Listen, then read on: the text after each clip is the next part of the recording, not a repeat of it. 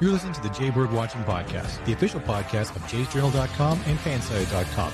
We are the official ballroom chat for everything Toronto Blue Jays baseball, from game highlights to rumors and all the stuff in between. Here's your host, Craig Borden, with co-hosts Jason Lyons and Liz McGuire. Now let's talk some Toronto Blue Jays baseball.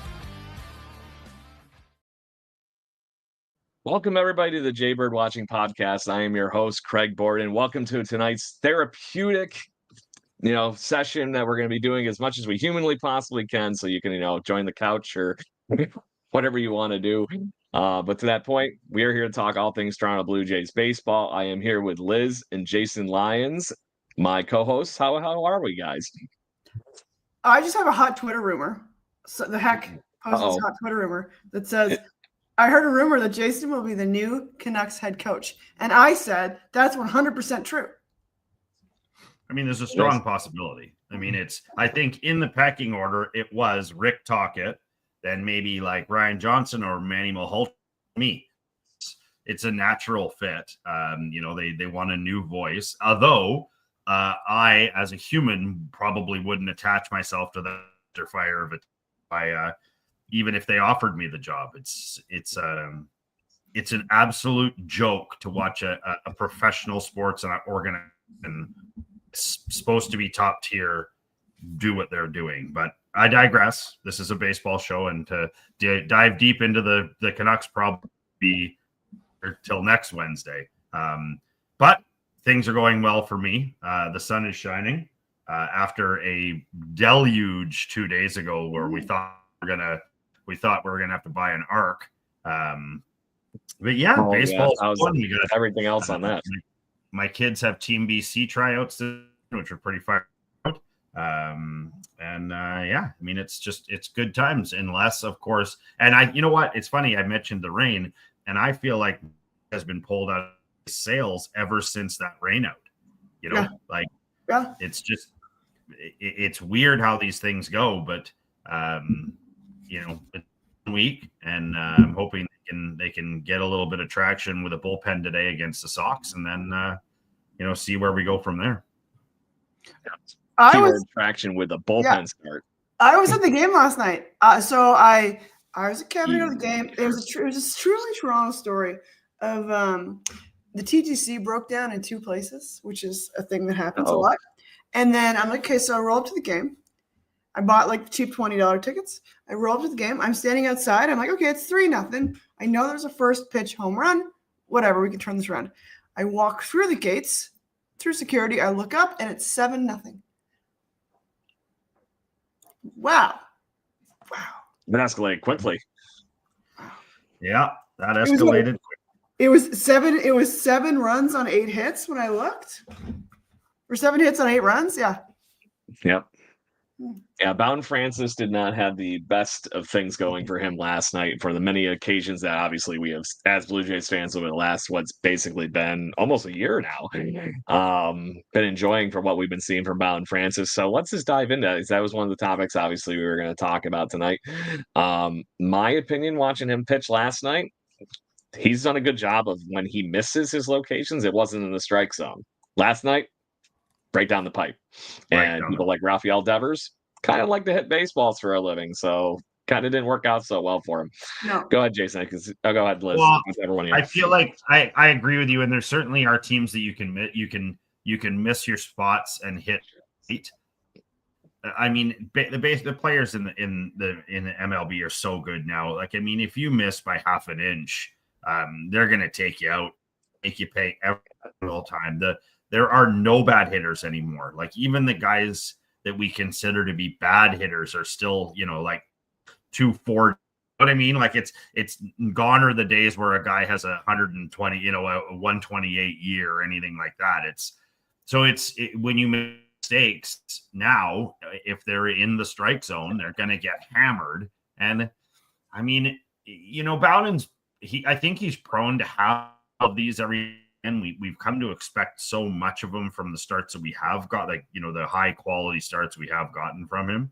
But it is, I feel like it's a bit of it is what it is. We're still early. I feel like the Jays have got some growing pains happening with starting rotation and with their bullpen right now. And I mean, I think the hope is that we get, maybe a month or so down the road here, and hopefully some guys doing well, and we make some trades to bolster that the bullpen. And maybe some of these bullpen days can give the starting a bit of a break, and they can come back healthy and strong. Yeah. Liz, what did you think about Bowden last night? I mean, I didn't see him. He was pulled out by the time I got to my seat. I missed him. There's that. In the second when I got there. Not a and good that sign. inning lasts forever. I will just say right now it's 2-0 in the first against Boston. For Boston's, not the Jays. Yeah. So I didn't see Bowden pitch. I saw whoever pitched after him, but it was fun.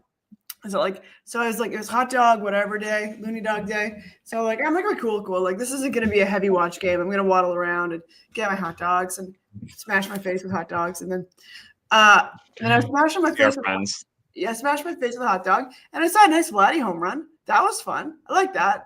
That has a place in my heart. That was nice. That was good. He tattooed that thing too. That was a screamer.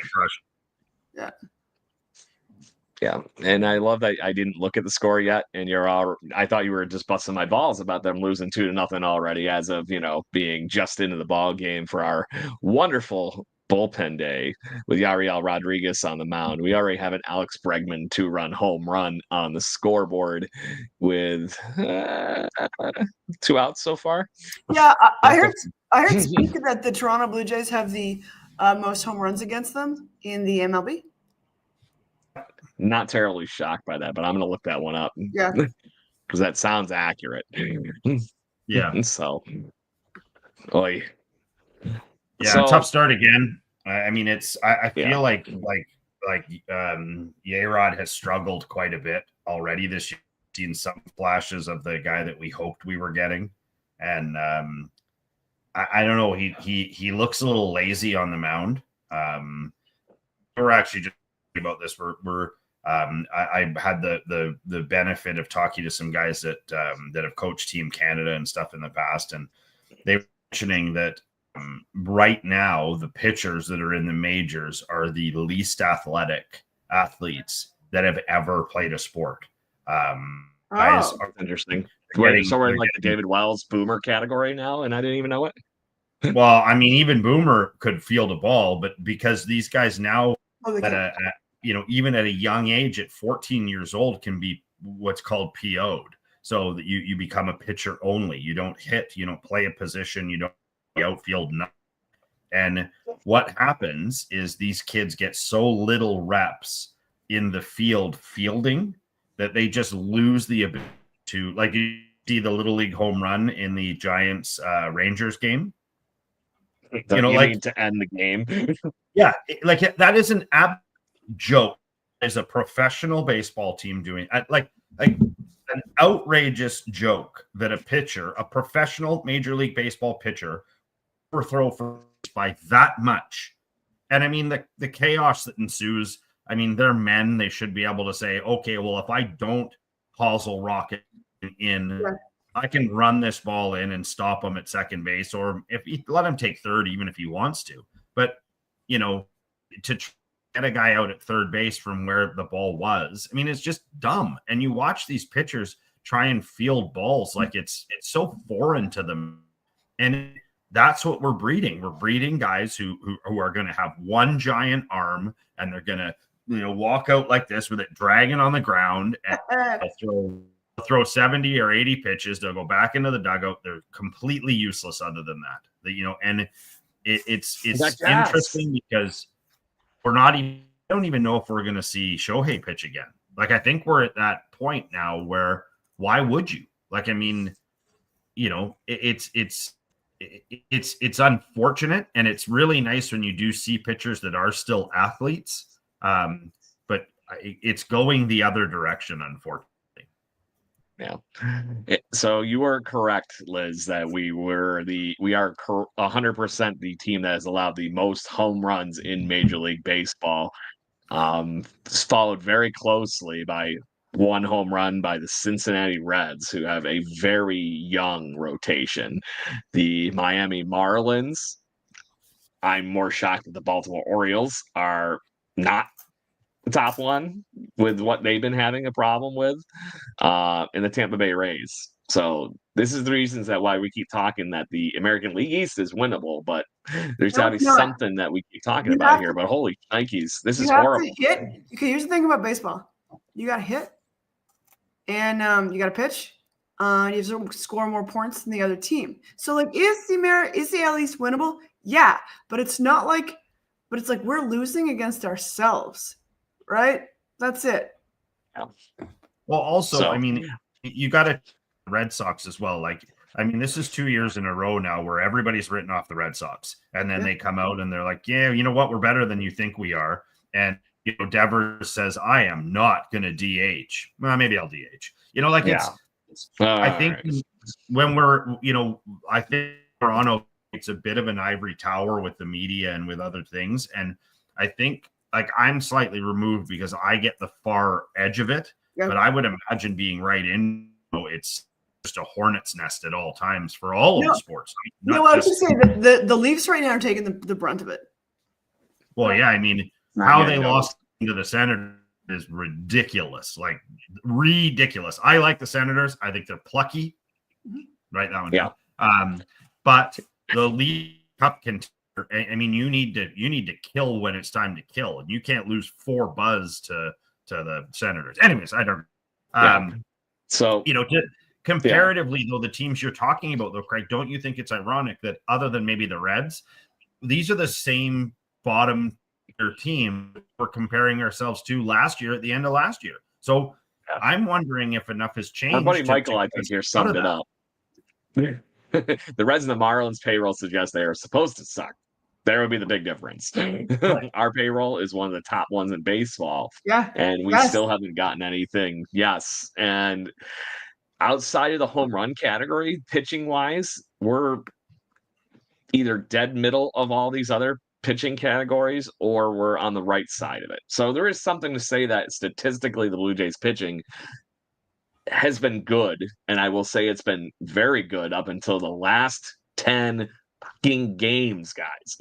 Because we are 1-10 or 1-9 over our last 10 games.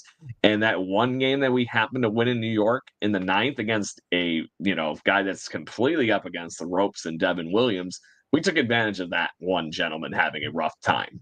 We have not done anything outside of that to show that there's a pulse to this team in all reality over those 10 games around the ball, period. And not just one side or the other, but it's been very accentuated on the offensive side. Pitching over the last 10 games, I think, has even taken a step back. Yeah. I mean, I think the other sort of crushing thing for me is that if you go and look at the Jays batting, the hitting stat, at the played, all 29 games. Like, I mean, take away, your Hennemans, Miles Straw has been a absolute, just a absolute lightning rod for the 22 games that he's played. But, like if you down Kirk and you get into Clement, Lukes, Barger, Rodin, I mean, that's bad. And then into Wagner, Santander is, I mean, I have no clue. Jimenez, I don't know what we expect. I mean, he's probably hitting somewhere around where we expected. I mean, based on what we saw in the preseason, not. But then you've got Schneider and Clase, who, Clase's only been in one game, but Schneider's played 10 games and he's hitting .67. Oh, my goodness. That's that since he became a pro. Like, we haven't seen him get anywhere near there. And so what you've got is the entire middle needs to go out 30 points for them to start being effective. And I watched the thing on some of the best hitters in the majors, and they were talking about how even Juan Soto, Juan Soto was not paid the money he was paid to not hit dingers, but they showed a number of his at-bats last couple of weeks, 2 strikes, and he is definitely choking up, and he gets a hit like 60% of the time when he chokes up, and he just puts the ball in play, doesn't try and move it. And I mean, I think that's the big thing for a guy like him is years up till this point, he was always a very selfish guy. He was a hitter, he was trying to hit the ball out every single time, and he had the ability to, but he did miss a lot. And when you look at him and Aaron Judge, around the league, they've got it figured out now. Like, I mean, base hits and doubles are just as important as home runs, and they lead to runs. And when you've got, like the Yankees are a great example of like a guy like Volpe, who you have no idea, like you had no idea this guy was going to start. He's scorching the ball right now. And so, a Judge will, and Wells will walk, and they get on, and then he hits a 2-run double, or he hits a home run, or whatever. But they're all small, where the Jays they're not doing any of it. They're so droopy. It's weird. Like it's weird to have come preseason and then start the season out hot and then just and it's I don't know what it is. Some in the chat is it time to maybe look at replacing the manager? I mean, it's like you're reading my mind. You're reading ahead on the score sheet here, bud. To start becoming maybe some of the conversation. Like maybe he's just not firing them up enough, or making them realize that I'm sure David Schneider realizes right now that this is live or die for him. Like if he goes back down he may never see. Oh, he's down now. He's done. He has been down this week. Yes, he has been sent down. That's why we had the clause says. That's how you got Varsho back. That's how you've gotten some of the pitching changes he may recently. Never but there's been again. A lot of up and down lately. Yeah, which is sad. But to that point, if he can't, that's the unfortunate reality of playing Major League Baseball. But I want to talk on this managing thing one a little bit longer, because it's not just him. We've already talked on this show repeatedly that it's the ownership, which PewDiePie is also commenting in the comments in here, in addition to the wonderful fun here with the manager. It's all the same ball of wax. We are in that ballpark here that this is the time frame that the Blue Jays fired their manager and Cito took over in that time frame. The question is this a team that you trust Don Mattingly to run the rest of the season? Or because the problem is right now it's going to have to be in somebody internal. You're not going to hire somebody to come in and save this team. Anyone else? To start May, I don't know who else is on our bench to that point that would take that responsibility, would be my question. So I will pull up the fun here with the wonderful Cito fun. Is probably a Christy Pitts. We got to go get Cito, pick him up. We'll put him on CTC and just pull him back to the Sky Dome. Just push him in there, just in the vicinity, and see if it. So it's interesting. Some of the extra luck rubs off.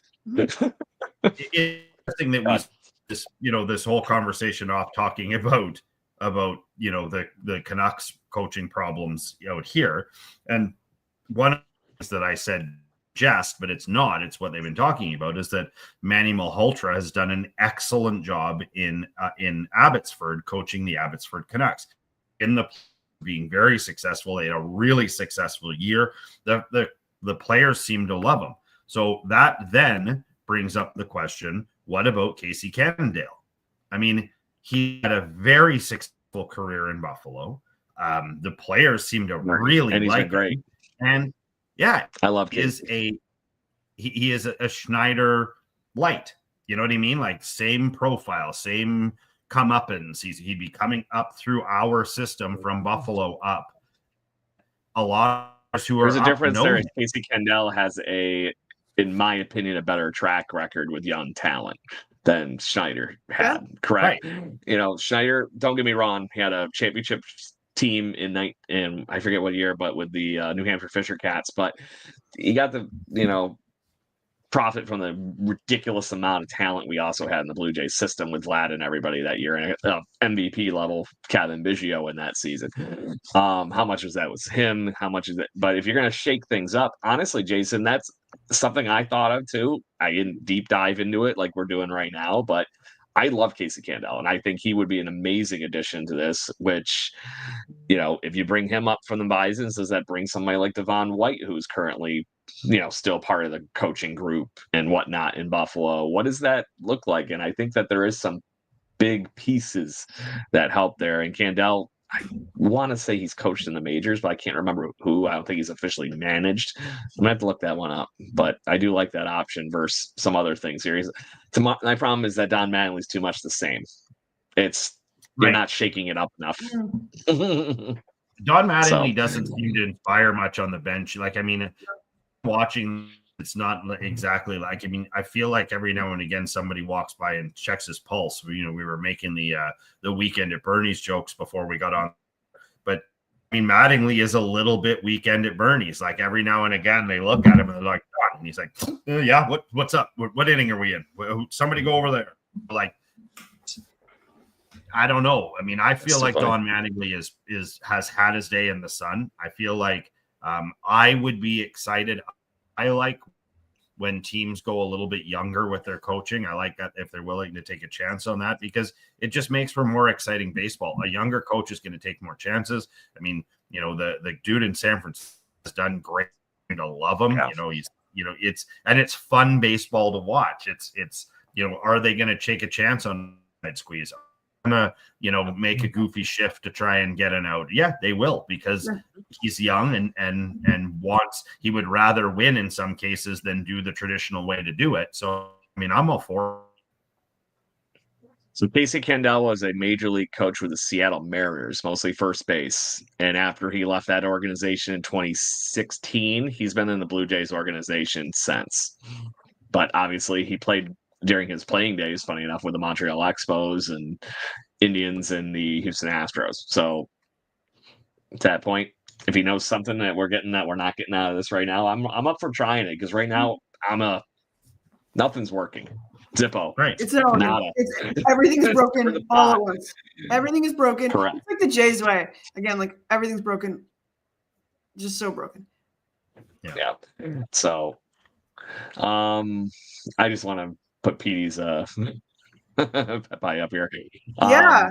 Just stupid things after running for 53 pitches and then 3 walks later, next that's what it is. Yeah. So and the buck stops here is the other one that he's mentioning in the buck stops at the top. Yeah, I don't know. Like, that's the thing, is like, it's been a while since we were calling for Schneider's head. In fact, last week we were like, maybe it's not time to call it for his head, but it's like, yeah, okay, I'm ready. Yeah, on fire, though. Just saying, because here he goes. It still once again goes back to Minnesota.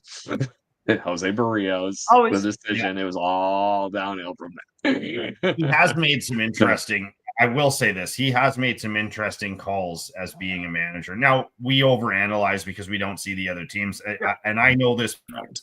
I'm lucky enough to get a lot of Yankees games and other teams' games.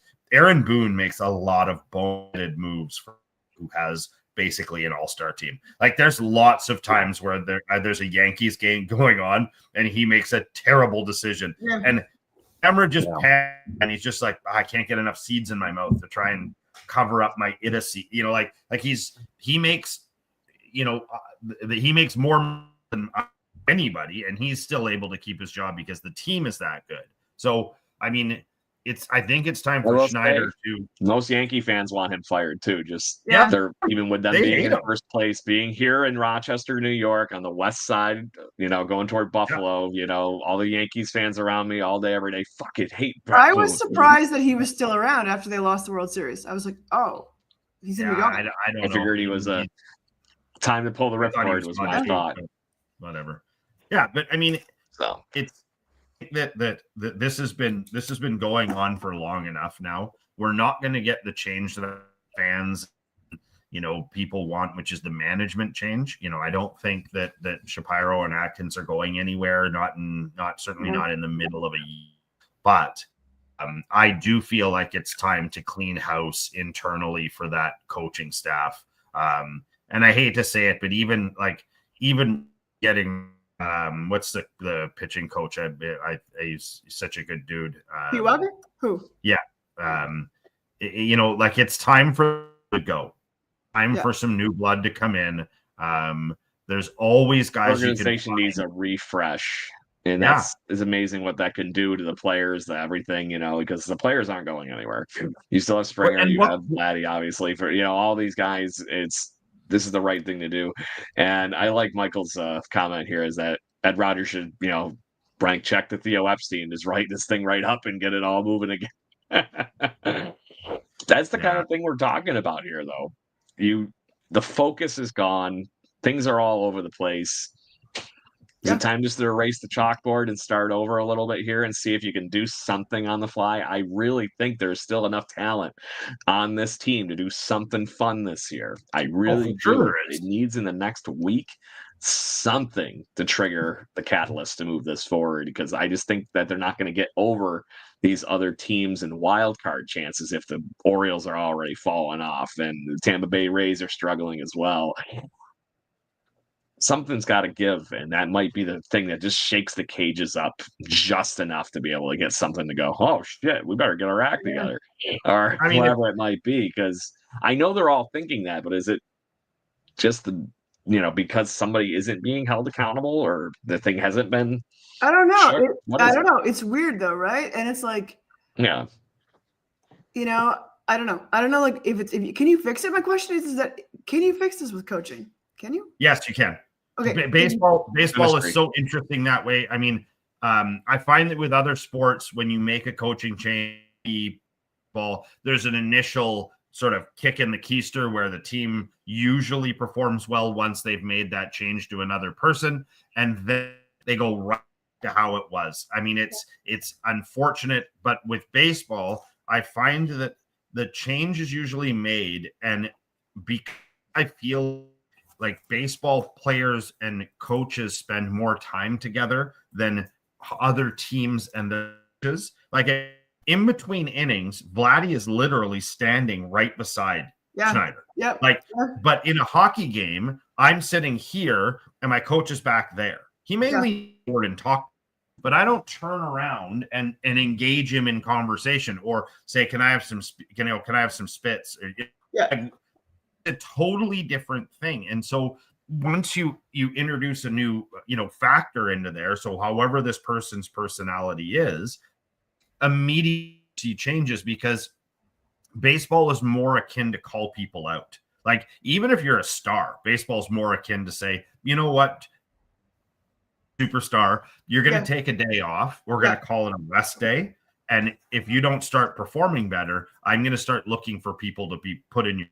Whereas a lot of the other sports, the big names usually don't get sat because they're the big names, and that's what people came to see. But because there's 100,000 baseball games in a season, to have Vladdy sit out, 3 or 4 games, it sucks for the fans that came that day. But, in the long run, most players probably without injury probably miss 10 games, maybe 15 a season. Just for he's sitting out to. So, I mean, they learned their lessons in baseball a little bit harder, because you don't go sit in the press box in baseball. You sit on the bench. So you're right there while you're either doing well or poorly, and you're getting immediate from it. Like, guys come into the dugout and they're like, Jesus, it'd be nice to have you in this game. And you're like, I better pick my stuff up here because I'm not doing it right now. So, to your point, we talked about Cito Gaston. We have a real life scenario situation that the Blue Jays have actually lived and succeeded with firing their manager this time of the year. So in 1989, Jimmy Williams was the manager that started the Blue Jays season.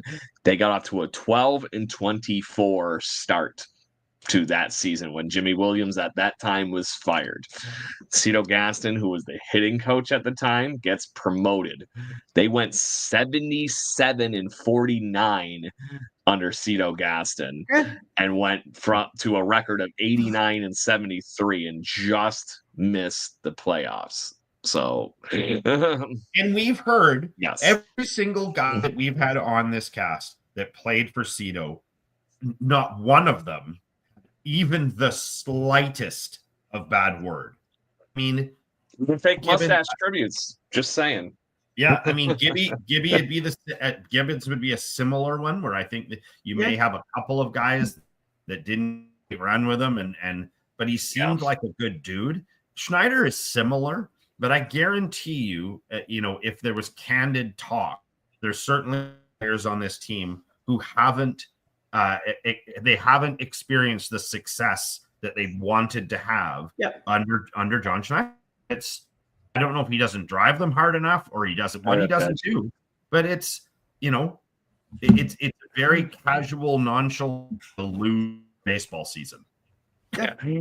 I feel like we're one lollygagger speech away from something good. Just saying. Love a good lollygagger. Jason, I'm sure, I don't know if both of you have seen the movie Bull Durham or not, but there was a point in the movie where he gets Jim. He's asking Kevin Costner's character. He has no idea what the hell to do to light a fire under their ass, and Kevin Costner just goes, "Their kids, scare them." And so the next thing you know, there's being thrown in the shower, lollygaggers. And honestly, Liz, your speech a little bit earlier about them, they can't hit, they can't pitch. It kind of reminded me of that. Maybe we just got to get Liz a uniform and get her out there and let her give him a kick in the ass. Just don't get hit in the face. Strong, Other eye, maybe. Yeah, but I don't know. I don't want to beat the dead horse, but at the end of the day, right now I really don't know what else you can do other than have that kind of a shakeup, because we're not getting that guy in a trade tomorrow. We're not getting a guy from the minor leagues that's going to be the Ella Dela Cruz to set the world on fire. I don't think. I do think there's something with it, with Clase that they really need to start looking into a little bit with what he's been doing in AAA as far as what a catalyst could be to a lineup. But I don't see him rewriting the world for flipping the script here. But and right now I don't think some of the little things I don't think are going to make it up. I don't know about you two, but there's just a big hill to climb here. Yeah, I don't know. That's like, even if you shake it up, are you trying to shake up like your superstars like Santander, or do you just wait? There's a lot of shaking up that's got to happen. I don't think the shaking up of them for that kind of thing. I think, unfortunately, with somebody like Santander, he's just a notoriously slow start in April. I'm hoping that as soon as the weather keeps going, he goes. But the overall collective, the mantra this team is pushing forward to whatever, it's just not. They're not playing baseball. I don't know what it is. They're standing around. Okay, I will say, I'm going to segue. They're doing a lot of standing around, except for when our outfield falls over and makes spectacular outfield falling over catches. I mean, but that could be a summary. We felt that we didn't even catch it. Can you indulge me for 1 second? So I had to take my son and 4 other baseball players to the baseball academy today. So I had a car full of 13-year-old baseball crazy kids, and we talked about that catch for 20. We're going to the clip. Like, it is the concentration to fall down and watch this. Finds the ball. Like, this isn't. I missed it. This isn't him just sticking his glove out and catching the ball. This is a guy who falls down, finds it, and catches it. Like, he has the wherewithal to look over the shoulder. He's like, I bet on nothing. Even Jared Duran, being the guy that he is, he's even going, wait, guys, is there any shaking chance, his head like with disbelief? Is there any chance he did this on purpose? Like, this is a trick he's been practicing? None. He's a bat catcher, Liz. He fell down. It's true. The man fell down. I will say if Dalton Varsho's Blue Jays or Major League Baseball career is in for some reason in any jeopardy, he 1000% has a career with the Savannah Bananas and Banana Ball now because of this play. Just saying. Yeah, so I was there. Right? So I was there again, mowing my dog. I watched the play, and I'm like, oh, he didn't catch it. Because I was standing in the infield, and I was like, oh, he didn't catch it, right? And because he couldn't see the ball drop, and then I was like, oh, he caught it. This was closer to a hockey goal save, like when the goalie gets pulled out of the goal and they kind of like do that weird dive to come back and get the guy. It was just obnoxious. I've never seen anything like this before in all my years watching baseball. I don't know about the two of you, but just seeing the craziness and then to have the flair afterwards makes the weird backhand and then like does the behind the back to get the ball to his throwing hand turn Then around. he gave after he gave Already a rolled. cap tip, and we all cheered. Like it was awesome. I mean, it was a trash game. Game was trash. Yeah. You look at him. Look at his eyes are on it the whole time, and then just I don't know how he kept his eye on it. Yeah. He literally, the physics of it made him actually have to take his eye off the ball, and it was just insane. It's outrageous. It's outrageous. The focus. And I will say this is the kind of thing. Know, talk about games in the majors that often, and like Jared Duran right there. That whole episode with that fan, was that from last week or the week? Last week. Oh yeah, with him, the shouting and whatnot. I mean, it is horrible. I don't know if you guys have seen the Netflix Red Sox thing, but I need to watch it as much as I don't want to root for the Red Sox. Right, exactly. It's baseball. But one of the things that they discussed in it is, and we've talked about many times with guests and other people, is the mental health of people and everything is so very important. And you guys have it, like Jared Duran was at a point where he actually put a loaded gun in his mouth, pulled the trigger, and the gun misfired. Like he got a hair away from not being one of the best center fielders in the majors right now. And I mean, we all remember the tap run at the park, grand slam over his head, and we've all watched Duran kick the ball around. But I mean, you have to be able to take all of that stuff in, and for some idiot to be in the stands and yell, you should kill yourself. Like, that guy should be banned from every Major League Baseball stadium. He should be banned from every NFL stadium, every MLB stadium. He should be banned every sports. He shouldn't be able to go near kids. No, that's disgusting. None of it. How is that any different from those jackasses that tried to steal Mookie Betts' glove? To me, it's dirtier. It's dirtier. It's dirtier. It's the same player abuse. Same player abuse. That's my point. There's a difference between heckling and being a giant monster asshole. Yeah, and I mean, it's interesting because one of the things that I've noticed at our U15 level is the lesser talented teams are now trying to use things like. We had an incident in a game on the weekend where we infield base hit. The runner on our team was going to be out unless the kid at first base missed the ball. But their pitcher ran across right in front of him. He was doing nothing to improve the play other than block our player. And it's almost impossible to get an interference call on that because the pitcher was just like, I didn't even see him. And we've got kids that are setting up right beside the kid. So when you go back to base and right into them, it's not interference and they know it. And so it starts to get to a kin like that, where it's like, I remember, obviously you talk about like the Philadelphia Eagles, like you don't want to go play a football game there. You don't want to be an opposing fan there. Like they just rip, Cole, the Raiders, like all these different things. But I feel like I have friends who have Raiders seasons tickets, and I've never heard them say like, "Oh, you guys are way," like they say stuff like, like they're making fun of like their mothers and their none of that stuff. Like they just rip them for not like Shorzy when you sending us those clips before the show. Yeah, it's when you start to get personal like that, it's so insanely. That guy had pre-thoughts about saying that to Duran. Like that didn't just fly out of his mouth. The unfortunate reality is that prick did his homework. Yeah, he had hate in his heart, no doubt. The unfortunate reality, premeditated. Yeah, but that's my take on watch your mental health. There's a reason we have as many awesome people on here that talk about mental health around sports. True. Our friend Travis. This group has a wonderful investment in that. Travis, Bob File even got into that. A lot of Ricky Rowe was on the show here and was talking about that. Jay Jackson? Correct. Yeah.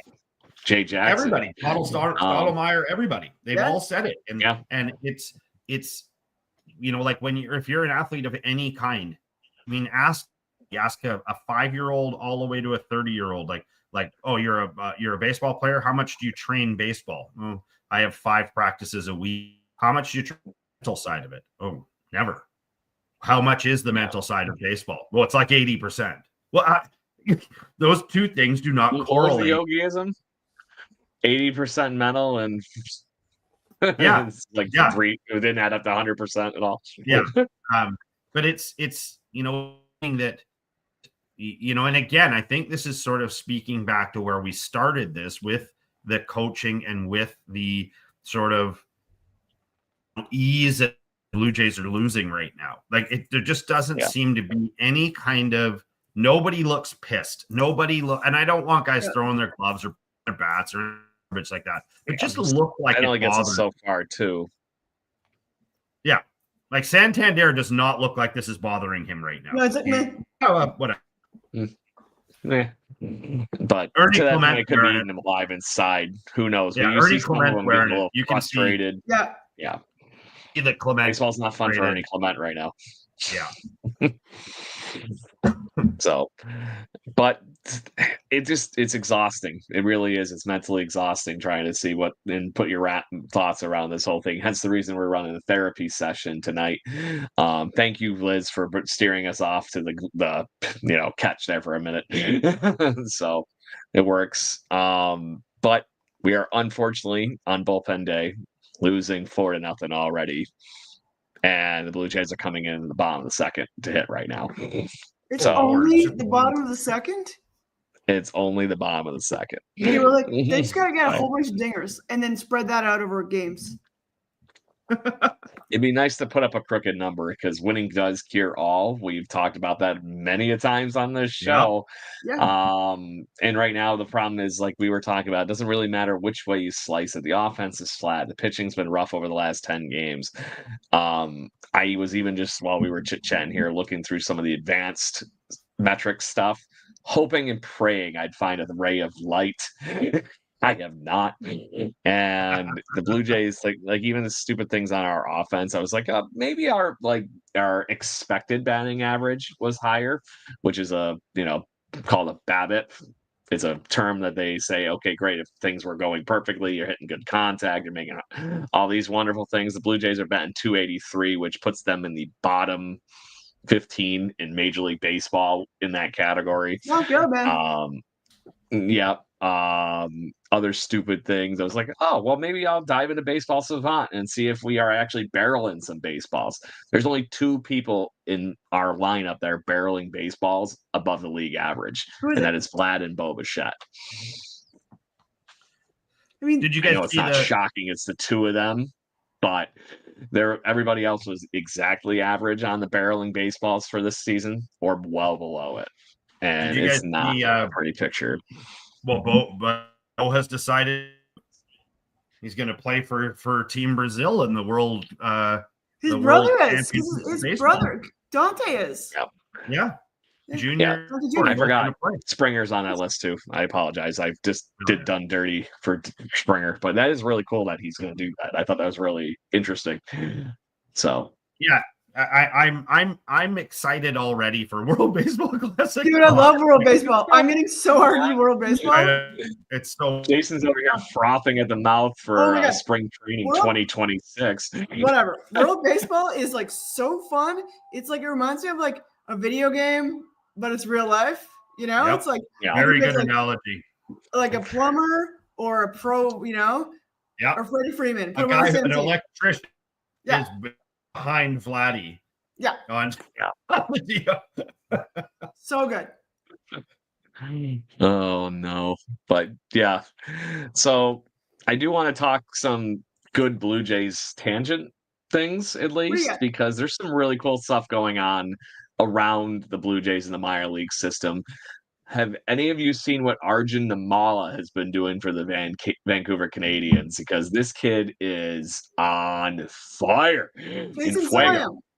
I've seen him twice now, and I'm supposed to go again on Friday. It's interesting. He so like such an atypical new baseball player. He's long and he's lean and he's as unbelievably strong. And I challenge anybody to wipe the smile off that kid's face. Like, I mean, he baseball, and he has been as it took him a couple of games to catch up to these guys. I don't know if you guys know, he some there's a pro league in Texas and Florida. They only play about, I think you only play about 10 games each, and you go down and mixed that are I think you have to be 18 to 20 to play in it. And so when a lot of kids finish their high school, or kids who are in between college, like first year college and stuff, they all go play in it. So he played in it last year, and he was hitting like 100 and out of major league stadiums. And the first game I saw him, he struggled at the dish. They had a pretty good pitcher pitching, and then the time we saw him, held up a few but hit him right 2 guys, and now he's starting to hit them where they ain't. A lot of that being the people who are standing in the extra bases too. But I mean, and including 3 home runs over the weekend. So Friday, Saturday, Sunday, he had a home run in each one of those games. And let's not forget, he is a very good shortstop. He is a very good defensive shortstop. One of the best I've seen. He is smooth, ton of ground. He's the kind of kid that, when he cut, how when Ellie De La Cruz comes up with the ball, he moves like 8-9 feet forward, throws it. What he does too. So he's athletic. Like you said, Liz. I mean, he is if he can get up while Vladdy is still will for sure. But no, I was saying better now.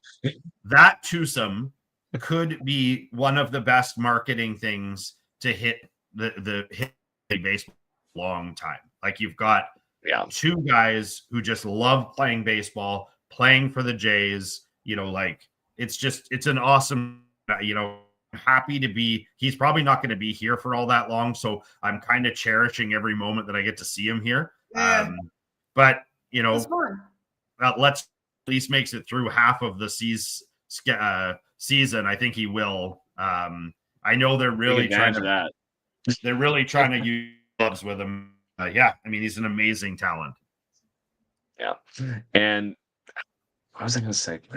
So the biggest thing that he's doing this all, to your point, he's figuring it out.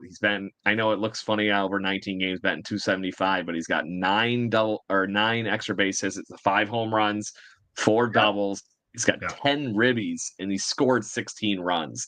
That right there, to me, shows that he's figured something out, because a player like him is amazing when you get the extra power and everything from that, like from a shortstop. But a shortstop's damn job in the lineup is to get on base and score runs. He is doing that in spades right now. Go ahead, Liz. I see something moving. So he's what? How? 19, 18? How old is he? Will he get bigger? 3 years younger than the average age for the league he's playing in right now. Will he get bigger and get more power? Is that what happens? I mean, I sure hope so, because he's really thin. I mean, he'll definitely gain weight. But I don't know that his professional cricket player. And if you look him up, his dad was a really long, lean dude, like he in really good shape, but long and lean and lots of muscle. I feel like he's going to, be this similar to the prototypical guys that are now coming up as infielders. I think Corey first saw as a 6'6" shortstop, and now you've got Ellie, and you've got in Pittsburgh, and you see, like, even if you watch an LSU game or a Vandy game, their infield, it's a totally different setup. They'll put a 6'4", 6'5" guy at short. Same with second base. Like, they're not trying to put Altuve's or any of those guys. They're not. There's the entire team is significantly bigger, and I mean, he's proving that like the Nat Bailey. Well, I guess he hit most of those homers in Everett this weekend, I think.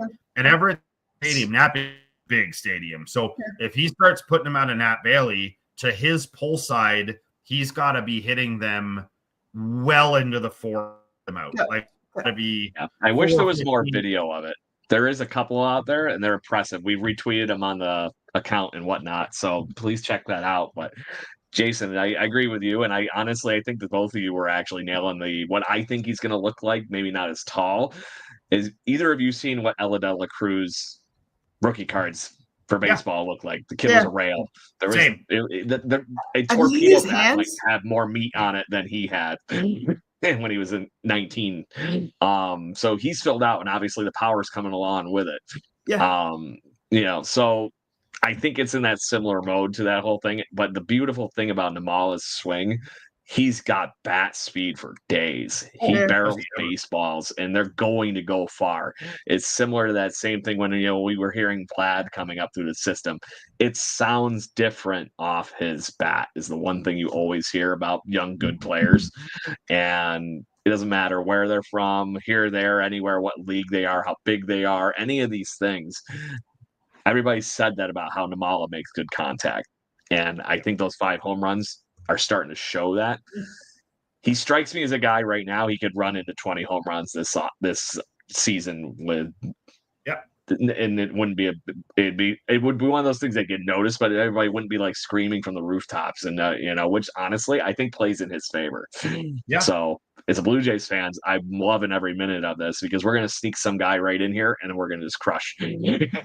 So how long do you think it's going to take him to make his way to even Buffalo? I would say 2 years. Okay. I would say this year this coming year at spring break, there'll be a lot of talk about it. What has Bo got? Bo's got He'll 2 be years in New left. Hampshire before the end of this year. My think no prediction problem. is that they're not Bo Bichette. Nimala will replace him. Okay. So if Bo's got 2, I think the timeline is for them to have him go. Bo wants to go to Arizona or wherever he wants to go. But I think that's this is one of the first I've seen in a while where they really have a plan for him. Like I think they've done a lot of real good work with him. They haven't pushed him. They were trying. Agent was questioning about should he be playing, in the minors last year, as you're allowed to have 1 or 2, I think, underage kids within your organization. And going to put him on the Canadians last year, and they were like, nope. He's going to play down here. He's going to play in these different leagues. He's going to get better. He's getting bigger and stronger. He can live in an apartment with his parents and all that fun stuff. And I feel like they're really doing the things. Much as I don't like some of the things that Jay's management do, I really feel like they're doing the right thing with this kid. And I really feel like, I don't know if anybody in baseball, I remember when he came up and no one was like, oh, we saw this kid a couple of years. No one. So I think to your point, I think they're trying to hide him a little bit. I mean, he's going to get exposed. He's that good, I think. And everybody knows he's our top prospect. I'm just saying he's going to sneak up on people, I guess was the better. Yeah, I think so.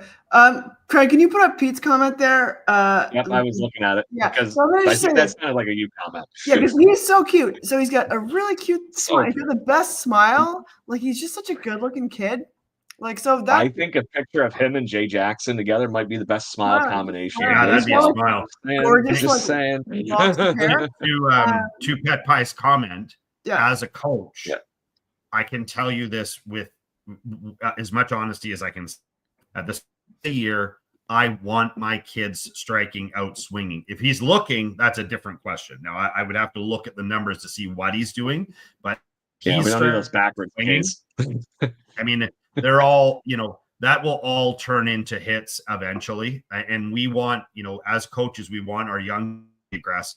Any of the first years on our team, I do not want them watching a third pitch strike and looking back at the ump like, what? Like, I'd rather see them have a bad cut at it. And when they get back out, you're like, okay, what happened there? Well, I missed it.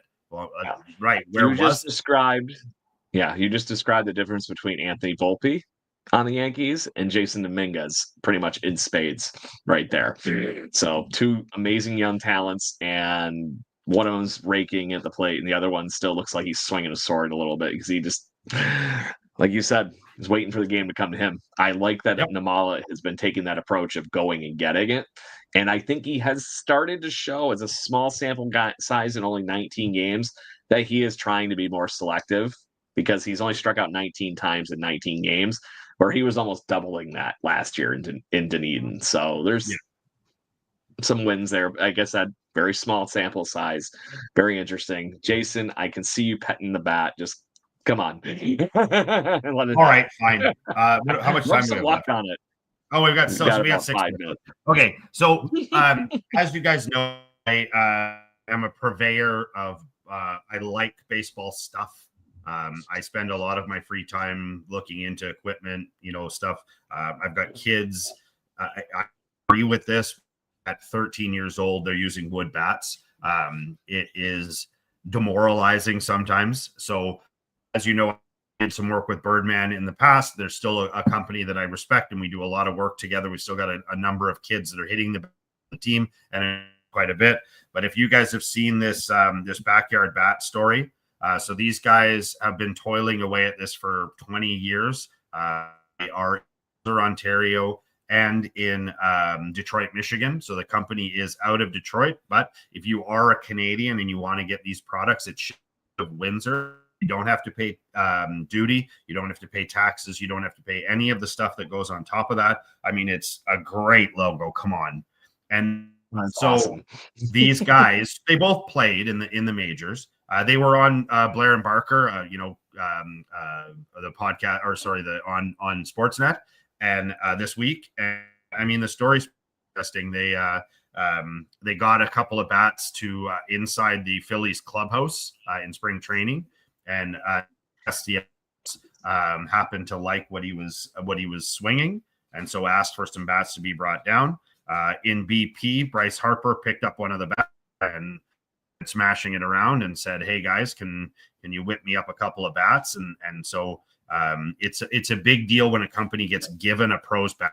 Bryce gave them a big one to spec, and the rest is history. I mean, Castellanos is hitting like a psychopath, and I think Harper, since he switched, had 4 home, 6 doubles or something like that. And again, it's not the bat necessarily. And I think this speaks to what the Jays are going through. Maybe they need a couple of changes. Those guys have companies they're with for a long time, but it's a good quality bat company. If you're looking for good value-based Canadian maple, and the ash is upstate New York.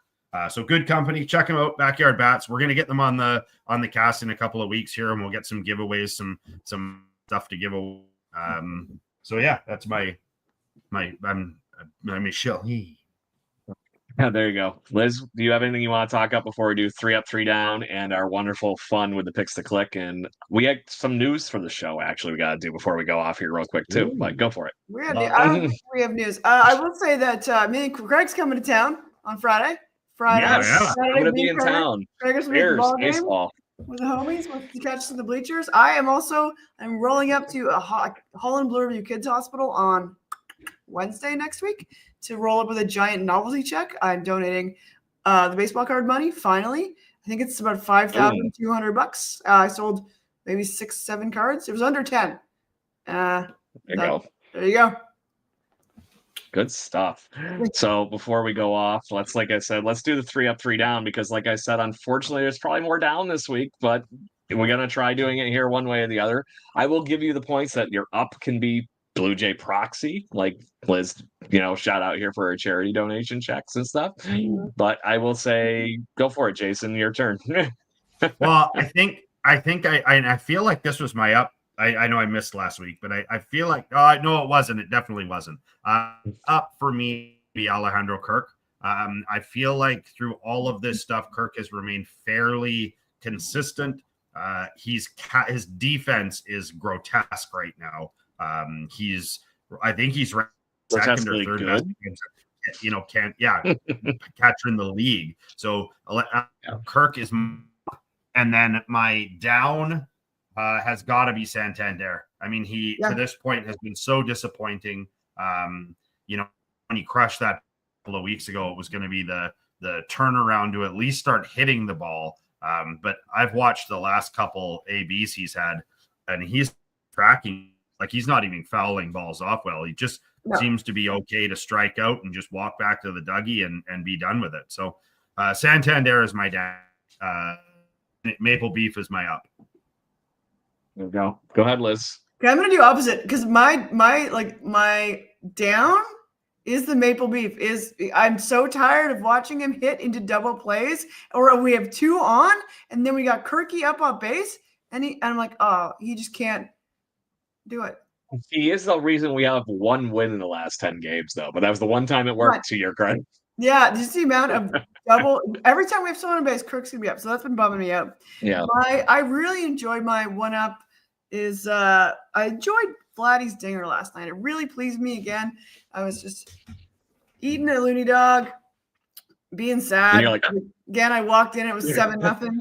And like, yeah. And like, I will just say that like I was shamed. So like all my buds were texting me like, man, this game's the worst. And I didn't tell them I was on the way there because I was going to meet another friend. And I was like, I can't even admit that I'm going to this game because like it's already a blowout. So I was like, yeah. But anyway, so I will say that. So the thing that I enjoyed was I enjoyed that Vladdy dinger. I think it was a 2-run home run or 1. There was somebody on base. I know it worked. I also last night. It was weird. Bo Bichette was on base. Yeah, it was like we planned. I will add that. Like, that worked. That whole thing worked, and then the rest just fell off the rails.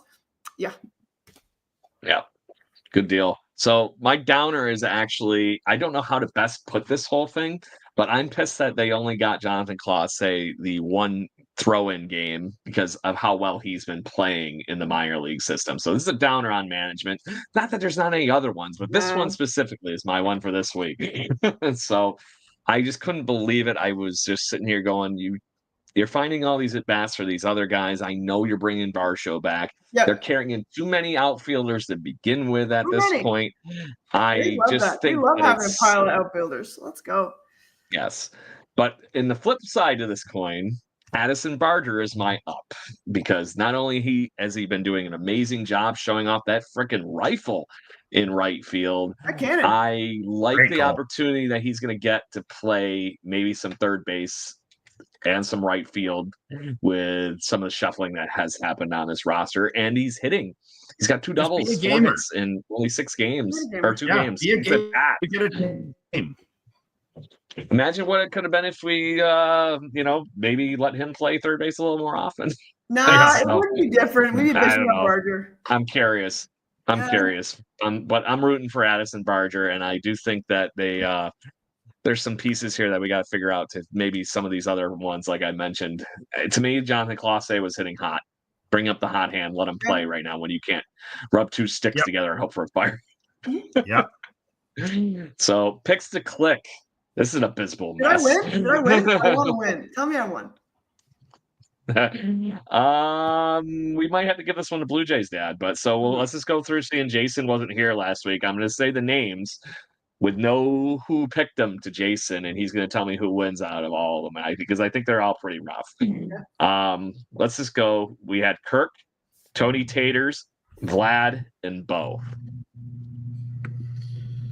Lord.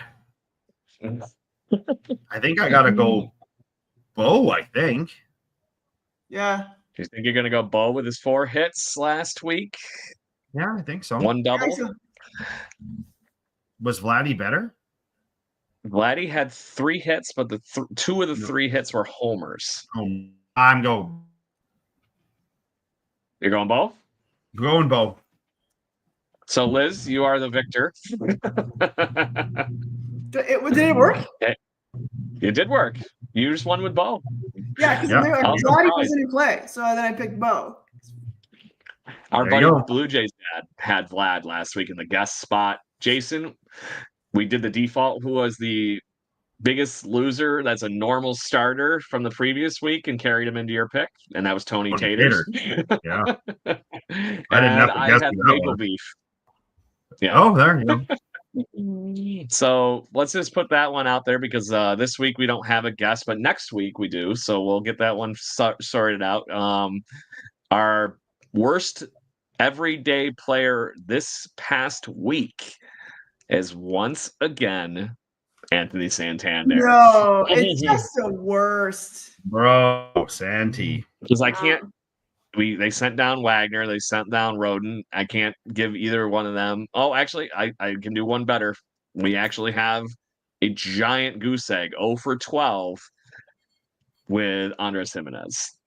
That's in impressive. the last 7 days. So I missed him. He was mixed in with all the part-timers. I'm gonna have to give him Jimenez. So Liz, ladies first. You know it. You know where I'm going. Just write it down. Would you be going? I feel like it's going to be Yes, bloody. I am. That's my whole game. Pick the best guy. Okay, Jason, your turn. I'm going to go with the newly back Dalton Varsho. There you go. I feel like he is Varsho. set to do some damage. I'm going to put my money where my mouth is and my up. I'm going to go with Addison Barger, hopefully getting some playing time this week. There you go.